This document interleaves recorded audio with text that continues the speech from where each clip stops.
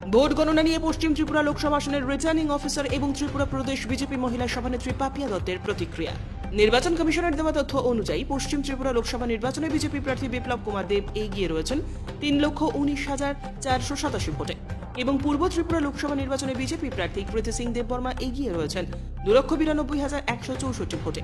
এই বিষয় নিয়ে সংবাদ মাধ্যমের মুখোমুখি হয়ে প্রতিক্রিয়া ব্যক্ত করেছেন ত্রিপুরা লোকসভা আসনের রিটার্নিং অফিসার ডক্টর বিশাল কুমার এবং ত্রিপুরা প্রदेश बीजेपी महिला सभानेत्री पापिया दत्त। जो भी first round of EVM counting है वो सभी जगहों पे लगभग कंप्लीट हो गई है और पोस्टल बैलेट की काउंटिंग भी बहुत सुचारू रूप से चल रही है और ईडीबीपीएस की भी चल रही है।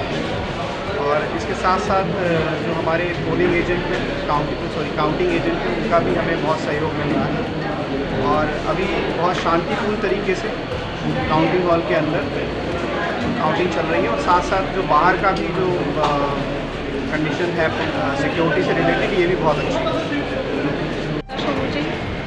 পরিণাম আসছে এবং 57 উপনির্বাচন ত্রিপুরা রাজ্যের প্রতিটি সিটে আমরা ব্যাপকভাবে ভারতীয় জনতা পার্টির প্রার্থীগণ জয়ী হতে চলেছে এবং সারা ভারতবর্ষের চিত্র পরিষ্কার। দিন যত গড়াবে আমাদের বিজয়ের রাস্তা তত বেশি প্রশস্ত হয়েছে এবং প্রচণ্ড জিত পেতে চলেছে ভারতীয় জনতা পার্টি।